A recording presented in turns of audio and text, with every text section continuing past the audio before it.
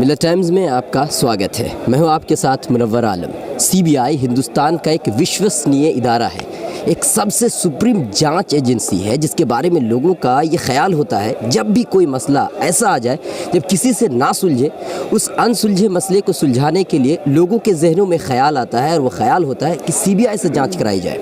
लेकिन इससे पहले भी सीबीआई का जो पहला डायरेक्टर है और दूसरे नंबर का जो डायरेक्टर है एक दूसरे के खिलाफ आरोप लगाते हुए नज़र आ रहे थे। उस वक़्त ऐसा लगा था कि सीबीआई की जो विश्वसनीयता है वो ख़त्म होती जा रही है। फिर भी लोगों के जहनों में एक बात थी कि फिर सीबीआई के दरमियान में जो कुछ बहस छिड़ी हुई है, जो विवाद है, वो ऐसी है छोटी मोटी। लेकिन अब कोलकाता के जो कमिश्नर हैं राजीव कुमार शुक्ला, उनको पकड़ने के लिए जब सीबीआई जाती है तो सीबीआई को पुलिस गिरफ्तार कर लेती है। आपके जहनों में ये होता होगा कि सीबीआई सबसे आला सुप्रीम जांच एजेंसी है, कोई गिरफ्तार नहीं कर सकता, लेकिन पुलिस गिरफ्तार कर लेती है, सबसे बड़ी बात है। उसके बाद ममता बनर्जी जो वेस्ट बंगाल की मुख्यमंत्री हैं, धरने पर बैठ जाती हैं।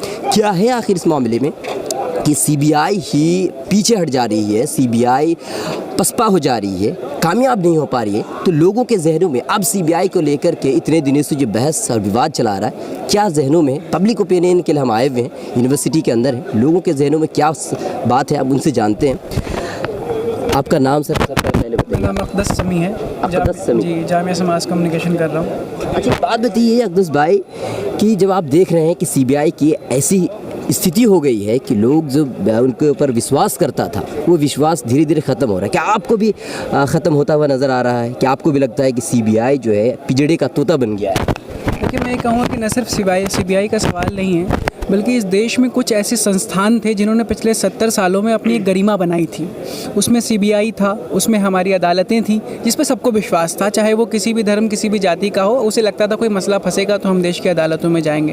लेकिन न जाने क्या हुआ है पिछले 4 सालों में कि देश की जो संस्थाएँ हैं वहाँ से पब्लिक का विश्वास उठ रहा है। और मैं समझता हूँ किसी भी प्रजातंत्र के लिए, डेमोक्रेसी के लिए, हम बहुत प्राउडली कहते हैं we are the largest democracy in the world. ये बड़ा ख़तरनाक मोड़ पे आके हम खड़े हो गए हैं कि आज आवाम का विश्वास इन संस्थाओं से टूट रहा है।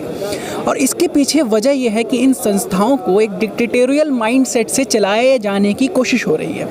हर संस्था की, जब आप डेमोक्रेसी की बात करते हैं सर, तो डेमोक्रेसी का पहला प्रिंसिपल ये है कि यहाँ पे डिवीजन ऑफ पावर होता है। प्राइम मिनिस्टर एक इंस्टीट्यूशन है, लेकिन और भी इंस्टीट्यूशन है। प्रेसिडेंट भी एक इंस्टीट्यूशन है, आपका सुप्रीम कोर्ट भी एक इंस्टीट्यूशन है, लोकायुक्त भी एक इंस्टीट्यूशन है। इस तरीके से तमाम तरह की इंस्टीट्यूशंस होती हैं। आज ये कोशिश हो रही है देश में कि सारे इंस्टीट्यूशंस को ख़त्म कर दिया जाए ताकि देश में एक छत्र राज अपना चलाया जा सके। आपके पास फिर आऊँगा आपके पास। एक बात अक़दस समी भाई ने कहा कि जितने भी इंस्टीट्यूशंस हैं उनको ख़त्म करने की कोशिश की जा रही है। आप बताइए, आपका पहले नाम बताइए आप। मोहम्मद अमानुल्लाह। आपको क्यों लगता है जो अक़दस भाई ने कहा ये बात सच है या नहीं? जी, पिछले 4 सालों से देखने में आ रहा है कि कभी सुप्रीम कोर्ट पर हमला होता है, सुप्रीम कोर्ट की जो स्वायत्ता है, उसकी जो इंडिपेंडेंसी, ऑटोनॉमी है, उस पर हमला होता है। मीडिया को तो खैर इसने ख़रीद ही लिया, जिसे 4th pillar of the democracy कहते हैं। और इस तरह सीबीआई, जिसे पहले ये लोग काफ़ी कहते थे कि ये पिंजड़े का तोता है, उसे भी ये लोग उसी तरह से, इवन कि कांग्रेस से भी बदतर तरीके से ये लोग अपने कब्ज़े में करना चाह रहे, इसकी ऑटोनॉमी को ख़त्म करना चाह रहे। तो धीरे धीरे एक एक करके ये सारे जो ऑटोनॉमस इंस्टीट्यूशन हैं जिस पे कि डेमोक्रेसी का दारोमदार होता है, वो सबको ख़त्म करते जा रहे हैं। बात बताइए, आपका नाम? मोहम्मद कासिम। अच्छा, बात बताइए, इन इंस्टीट्यूशंस को अपने हाथ में करके सरकार क्या करना, क्यों मतलब ऐसा करना चाह रही है, क्या फ़ायदा? देखिए, सबसे पहले जैसे अभी बात हो रही थी कि सीबीआई ने अपनी गरिमा बना के रखी है और जो मुल्क का तिरंगा है वो हमेशा पिछले 70 सालों में उसने ऊंचा बना कर रखा हुआ है। आजकल जो इन्होंने नफ़रत की सियासत इतनी तेज़ी के साथ फैला दी है कि मन मन में, हर दिल में सियासत और नफ़रत जो इन्होंने भर दी है। और कितने, अमित शाह का मामला आपके सामने आया था कि उनके लड़के ने 50,000 से कारोबार शुरू करके 80,000 करोड़ तक ले गया। आखिर ये सीबीआई वहाँ तक क्यों नहीं जाती?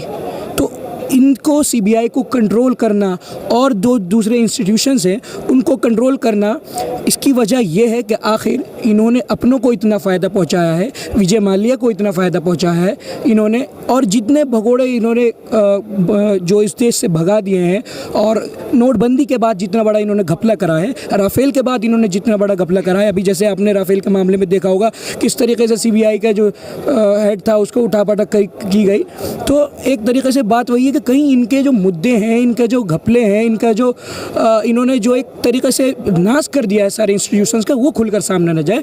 तो यही वजह है कि ये सब चीज़ों को अपने कब्जे में रखना चाहते हैं। अच्छा, कल कोलकाता में सीबीआई जब राकेश कुमार को गिरफ्तार करने के लिए जा रही है तो पुलिस उसको गिरफ्तार कर लेती है। तो आपको क्या लगता है कि अब भी सीबीआई उसी तरह से विश्वसनीय है, उसी तरह से जो है सरकार के लिए काम नहीं कर रही है, बल्कि एक आज़ाद होकर काम कर रही है? आपको लग रहा है अब भी, या अगर आपको अभी किसी कोई ऐसा मसला आ जाए जिसके लिए आप ये कहें कि सीबीआई किससे जांच करवाया जाए, तो आपको क्या विश्वास होगा?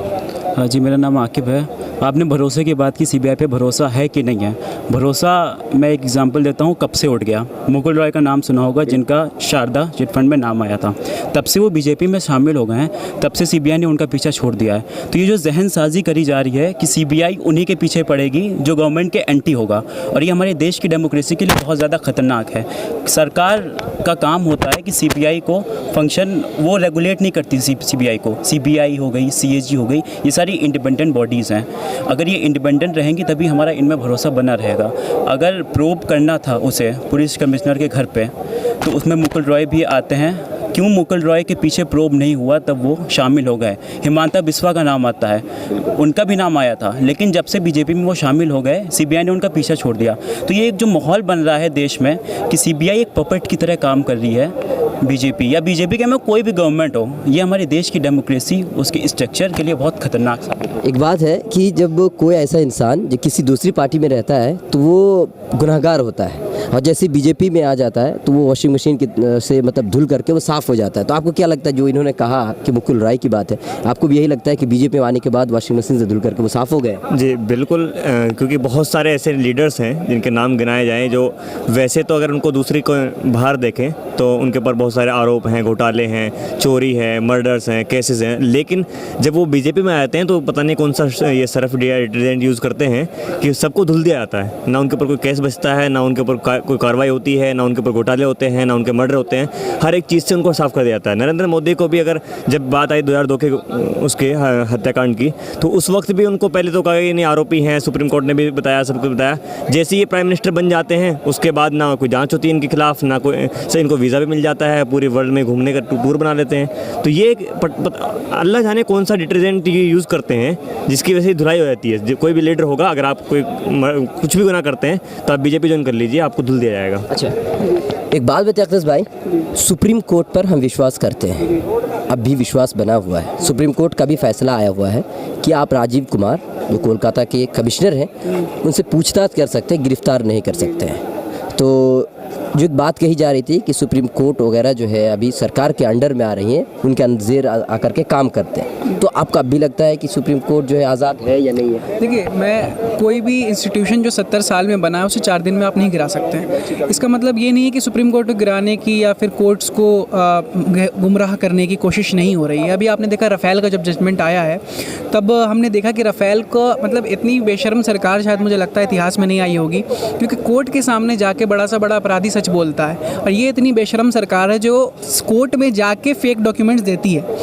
तो मेरा ये कहना है कि नो डाउट हमारा विश्वास आज भी इस देश के लोकतंत्र में है, हमारा विश्वास इस देश की अदालतों में है, लेकिन ये एकदम सच्चाई बनी हुई है कि इस देश के लोकतंत्र को, कोर्ट्स को लगातार कमज़ोर किया जा रहा है। और अगर ये लोग ज़्यादा वक्त तक सत्ता में बच गए तो ये इस देश के प्रजातंत्र के लिए बहुत ही ख़तरनाक है।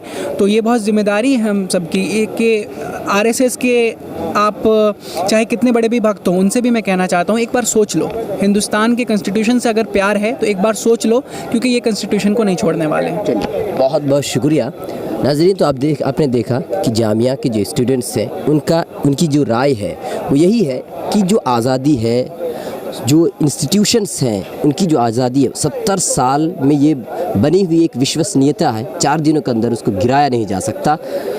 अगर आप हमें फेसबुक पर देख रहे हैं तो हमारा पेज लाइक करें, अगर यूट्यूब पर देख रहे हैं तो हमारा चैनल सब्सक्राइब करना ना भूलें और बेल आइकन को ज़रूर दबाएं। Thank you so much. Millat times की मज़ीद वीडियोस देखने के लिए यहाँ क्लिक करके सब्सक्राइब करें और बेल आइकन को ज़रूर दबाएं ताकि आपको हमारी हर वीडियो का नोटिफिकेशन मिल सके।